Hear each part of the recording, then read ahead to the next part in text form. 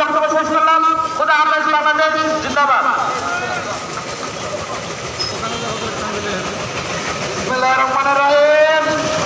সংগ্রামী নেতৃবৃন্দ, এই পর্যায়ে আপনাদের সামনে বক্তব্য নিয়ে আসছেন বাংলাদেশ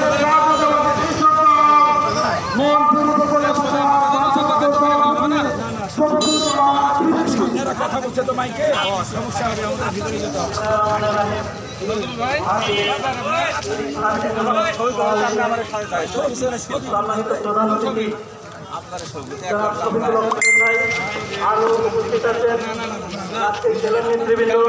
আরো এই মঞ্চের সভাপতিত্ব করছেন আমার শ্রদ্ধাভাজন বড় ভাই জনাব মাহবুবুর রশিদ মাহবুব ভাই।